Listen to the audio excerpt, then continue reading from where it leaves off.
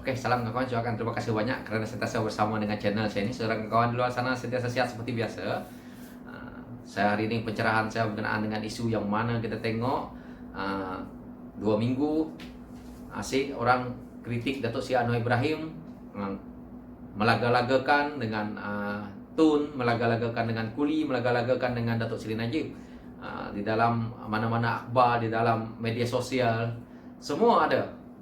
Jadi perkara ini pada saya ini menunjukkan bahawa hebatlah Datuk Seri Anwar kan, kerana banyak sangat yang dilaga-lagakan dengan dia. Tetapi ini disangkal oleh mereka kan di sebelah pihak sana, kerana mereka tidak berpuas hati. Ini biasa. Jadi kalau kita nak lihat Datuk Seri Anwar Ibrahim apabila dia berbahas pun, kita tengok di sidang parlimen pun apa yang dia kemukakan, apa unsur yang dia nak, semuanya dia bahaskan dengan begitu baik. Dan saya rasa ramai rakyat berhendakkan Datuk Seri Anwar Ibrahim menjadi Perdana Menteri. Walaupun bukan dia Perdana Menteri yang ke-9 ini, tetapi akan datang pun rakyat masih berharap. Dan saya yakin itu, bahawa rakyat Malaysia berhendakkan dia. Kalau kita lihat daripada awal, semenjak dia dipecat sehingga hari ini 20 tahun, daripada start dia dipecat sampai hari ini, hutang negara meningkat, sehinggalah sekarang ni hutang itu dah terlampau banyak. Seandainya Datuk Seri Anwar Ibrahim tidak dipecat, hari ini mungkin Malaysia tidak berhutang dan kita rakyat ni silap-silap, mungkin yang menganggur pun dapat gaji. Senang ceritanya macam tu. Jadi ini kerugian kepada kita rakyat. Tetapi pada pengkritik ataupun kepada mereka yang mempunyai kepentingan daripada parti lain, mereka merasa ini adalah satu yang mereka harus sekat supaya Datuk Seri Anwar Ibrahim jangan sampai naik. Faktor dia sangat banyak. Bukan sahaja politiknya, tetapi orang-orang yang terlibat dengan ahli politik, yang mempunyai kepentingan dalam politik, dalam bisnes. Jadi mereka takut hal ini sebenarnya.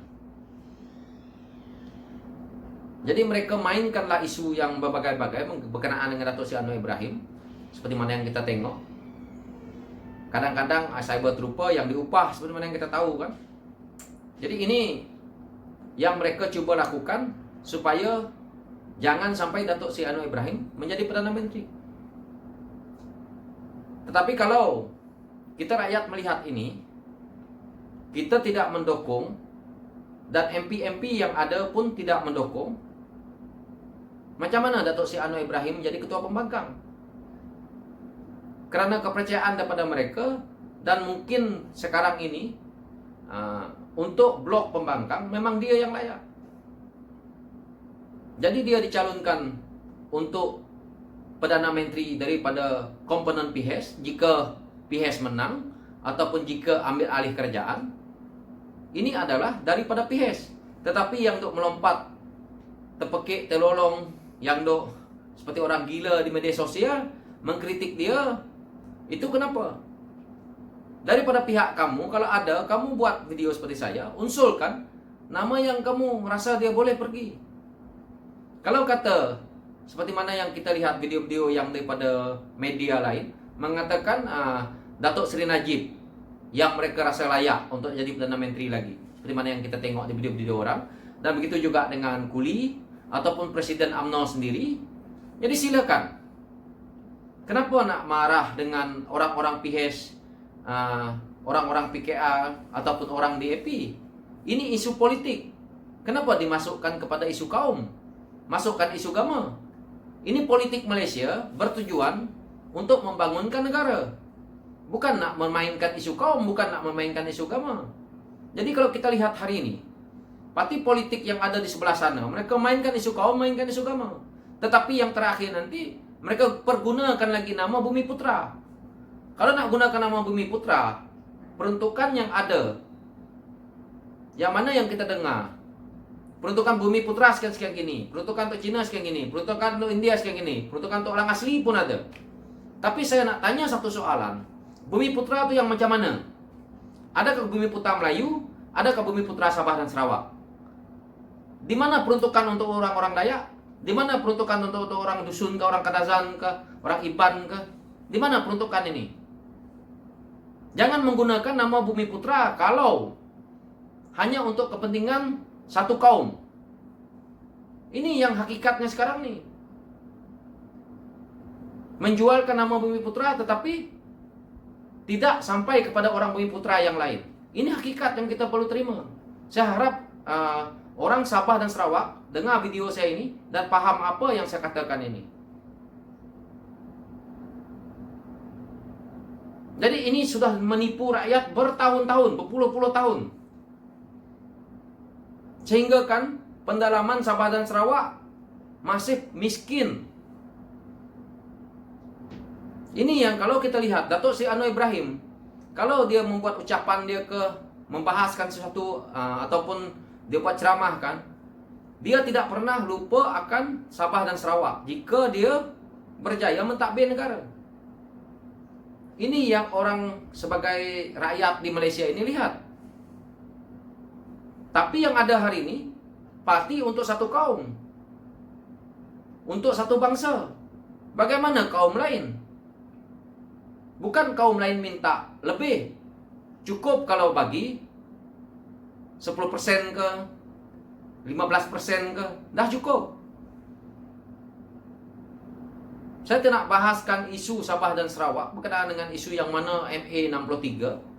Karena kalau nak disebut ke situ menjadi panjang. Dan saya tahu kerajaan pusat pun masih hutang banyak dengan kerajaan Sabah dan Sarawak. Duit-duit Petronas kita, duit-duit minyak ni kemana pergi? Sebab itu bila saya sebut isu-isu seperti ini, dulu banyak orang yang mengkritik Rafizi Ramli lah semua ni. Kerana dia tahu benda-benda ni. Hari ini kita nak mencari pemimpin yang seperti Datuk Seri Anwar Ibrahim untuk nak mentadbir negara kita ini. Susah. Sementara dia masih sihat hari ini. Apa salahnya kalau kita mencuba dia untuk kali terakhir dan kali pertama ini kita cuba dia. Kalau kita tak mencuba dia untuk mentadbir negara, kita tidak tahu. Apakah kita nak suruh perompak penyamun untuk mentadbir negara kita? Kita sebagai rakyat harus melihat perkara ini. Kalau kita tidak melihat perkara ini, memang betul. Mungkin kita kata lantaklah. Bukan saya rasa pun duit itu hilang. Yang penting gaji saya ada, yang penting income saya ada. Tetapi kita nak lihat akan datang. Apabila kita punya nilai mata wang jatuh, kita punya harga barang naik dan berbagai-bagai. Ini adalah dalam komponen hutang negara. Kenapa jadi macam itu? Peluang pekerjaan semakin mengucup.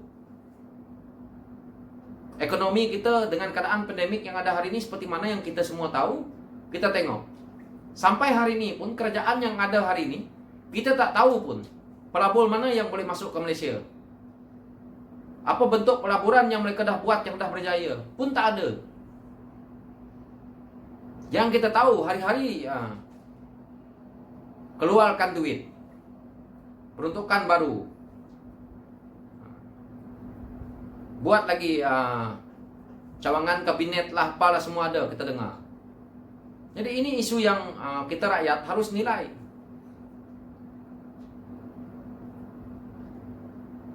Kalau kita tidak melihat sisi itu dan kita merasa apa yang berlaku hari ini, kita untuk mengkritik saja. Mungkin kawan-kawan di luar sana sama seperti saya berkeinginan Datuk Seri Anwar Ibrahim yang sebagai Perdana Menteri, tetapi kepada yang mengkritik itu yang memang dah totok-totok kepada parti yang di sebelah sana, kita biarkan. Yang penting saya buat video ini bertujuan untuk mereka yang pengundi ataupun penyokong yang ada di atas pagar, karena mereka ini tidak paham apa yang berlaku tentang politik kita ini. Banyak yang membabi buta menyokong daripada sebelah pihak pembangkang ataupun daripada sebelah pihak kerajaan, tetapi mereka tidak tahu. Kalau kita tanya kenapa kamu nak parti politik ini, dia cakap suka-suka lah, itulah, inilah. Dia tidak tahu bahawa apa tu tujuannya. Begitu yang ada di Sabah dan Sarawak. Kalau di Sabah dan Sarawak tu mereka duduk kata jangan lawan perintah. Dia tidak tahu perintah yang mereka nak lawan itu adalah mereka yang juga lantikkan daripada undi mereka sendiri. Tetapi mereka tidak paham. Ini yang patut ramai lagi anak-anak muda dan mereka yang lebih berpengalaman daripada saya, yang lebih baik lagi bahasnya. Sepatutnya mereka terapkan isu ini kepada rakyat-rakyat yang mana ada di Sabah dan Sarawak supaya paham isu ini. Wakil rakyat itu siapa? Komponen parti itu untuk apa? Apa tujuannya? Apa kebaikannya? Jadi ini yang paling penting. Sekarang ini isunya seperti itu yang ada di Sarawak. Jadi saya harap terutamanya DAP dan PKR Sarawak, saya harap mereka melihat sisi ini. Jangan ambil kurang lebih ya macam tu dengan apa yang berlaku di Sarawak hari ini, politik dia. So untuk Sabah dan Sarawak itu tak apalah, saya pergi ke Datuk Seri Anwar Ibrahim ni tadi, yang mana yang kalau kita tengok dilaga-lagakan ni tadi, tujuannya hanya untuk nak memecah belahkan PH dan supaya ada satu parti daripada PH ini keluar, kekuatannya sudah lemah. Karena kalau kita nak tahu, sebenarnya ini pandangan saya ya, sebenarnya UMNO sendiri pun dah lemah. Karena itu mereka sekarang ini cuba bertongkatkan kerajaan yang ada hari ini supaya mereka mendapat kekuatan kembali di PRU ke-15. Itu saja. Kalau PAS nih, PAS kekuatan dia ada, dia ni sukanya main dua kolam. Seandainya esok PH memerintah pun, PAS akan pergi melutut di PH pula. Inilah kerjanya. Tapi bila kita kata macam ni, mereka tidak mengaku. So begitulah halnya tentang politik kita tu. Yang mana yang mengkritik Datuk Seri Anwar Ibrahim tu, tidak perlu kamu mengkritik Datuk Seri Anwar Ibrahim. Kamu lebih baik melihat pemimpin kamu sendiri. Jadi kami mengagungkan pemimpin kami, Datuk Seri Anwar Ibrahim. So kamu agung je lah pemimpin kamu. Tidak perlu kamu nak memaki hamun pemimpin daripada PH. Karena kebanyakan orang-orang yang pro PH tidak memaki hamun juga pemimpin-pemimpin kamu. Coba kita akan menerangkan kenapa pemimpin kamu lakukan perkara-perkara yang seperti ini. Itu sahaja. Jadi kalau kamu ada hujah yang bagus juga daripada sebelah pihak sana, kamu buatkan hujah kamu sendiri. Oke kawan-kawan, so sekian dari saya. Saya harap kawan-kawan di luar sana paham apa yang saya maksudkan. Dan sekian dulu dari saya. Oke, thank you kawan-kawan.